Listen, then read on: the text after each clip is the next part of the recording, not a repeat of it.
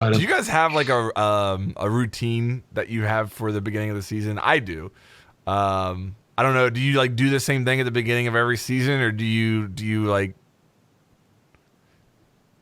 I don't have I a routine as such. No, no, because whether or not I go into ranked is so up in the air. But this season I definitely am because I have like a baseline of where we talked really deeply about this last episode and what I'm trying to achieve and that.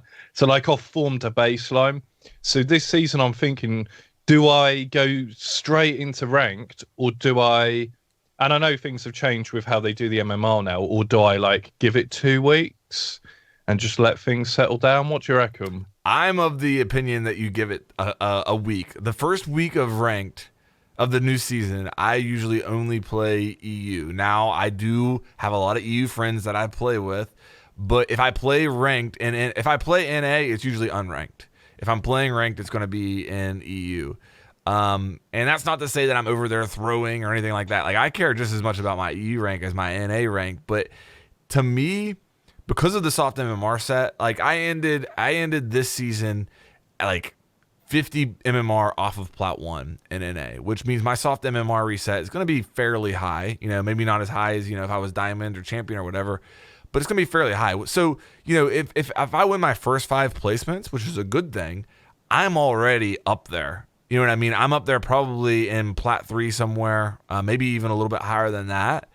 And at that point, you were literally playing against the sweatiest of sweats because it's the beginning of the season. And people who, finished last season at champion, their soft MMR reset comes down. So you're like rubbing elbows with them. I hold off for at least a week. That's my routine every season. So you come over to EU just to get schooled a bit and then you head home. EU easy, Pete. EU easy.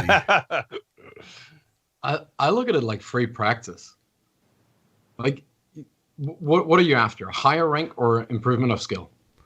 Because if you're looking for improving, then playing now is the time to play.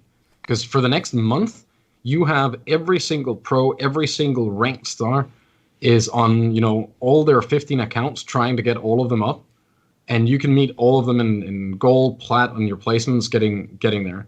So, like for me, it's one of the most interesting times to play is when you're guaranteed that everyone just wants to get out of their starting bracket and start getting into the zone where they belong in. It's pretty enjoyable. It's way harder early season. Like wait a month if you're worried about rank, just wait a month and then play, because then you're gonna skyrocket to where you kind of belong, where it's doable and easy for you, and then you can start working from there. But might as well get the free practice. It's like boot camping if you're at Invitational. Right? even if you lost, you might as well play some scrims or something, because it's like literally the best players in the world are right there waiting for you. Yeah. Now you have that just with ranked. The best ranked players is going to be playing right now. That's very true, and it definitely is sweaty at the beginning of the season. But I try to, I don't know. I guess I just try to break myself in with the unranked or the EU ranked, and then go from there. What I try to avoid is going 0-10 in your placements, and then just having this huge hole that your season starts out on that you're trying to get yourself out of. Yeah. And that's really my mindset there. But I mean, you're absolutely right. Like if at the end of the day, I should stop. I should be more focused on just getting better. And there's no time to get better than when the best players in the world are playing. Well, but you have specific solo queue accounts as Yes, well, right? I do. So yeah, like that. I'll play that today. Yeah, I don't wait on that. So it's like one account that you will never solo queue on. Really, there's a group of people that will generally be on that you can play with. Yes, very rarely will I solo queue on it.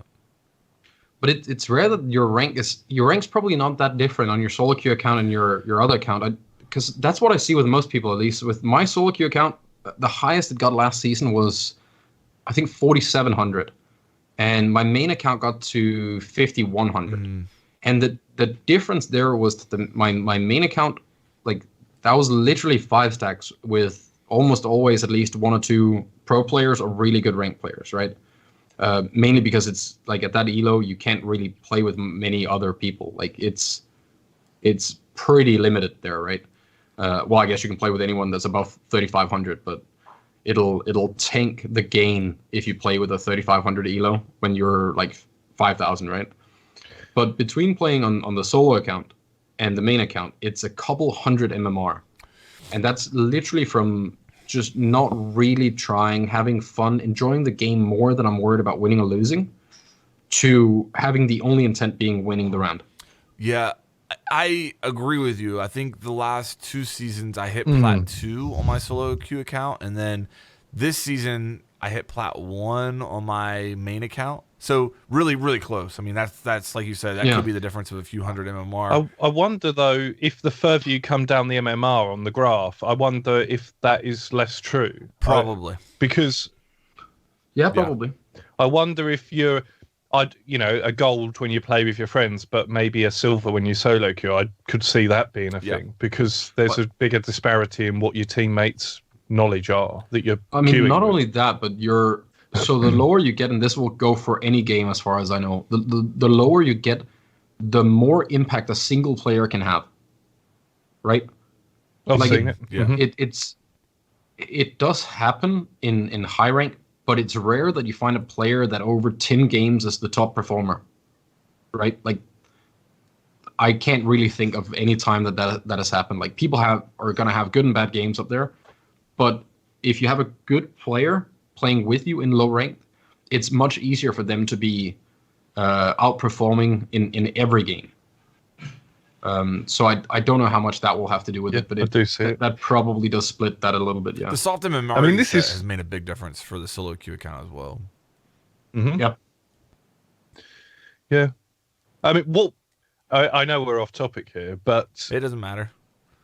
It's our podcast. It doesn't matter at all. No, we're just having a conversation. But so to the listener, okay, so if they want a challenge and they want the opportunity that Zoranik goes on about a few moments ago, then actually just dive in. But if you are really, cautious about your rank, then perhaps do just give it a month and dwell in the unranked part of Rainbow Six Siege, or at least I'm going to give it a week. Before I go straight to rank. All I want the people who finished last season at Diamond and Champion to finish their placement matches. To get out of your Yes, I want because of the soft MMR reset. Me finishing at Plat 1 and them finishing at Diamond and Champion, we're gonna be rubbing elbows in the beginning of our placements, depending on if I win a couple, especially. So I just want them to vacate the premises and allow me to have some fun in there, all right?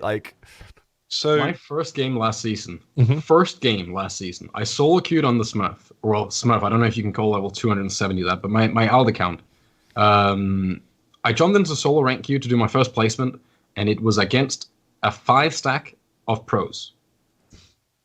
Welcome to Siege. Yeah. Enjoy. Yeah. That was tough, right? Like, then you've kind of started the season out. You're like, all right, it's gonna be rough.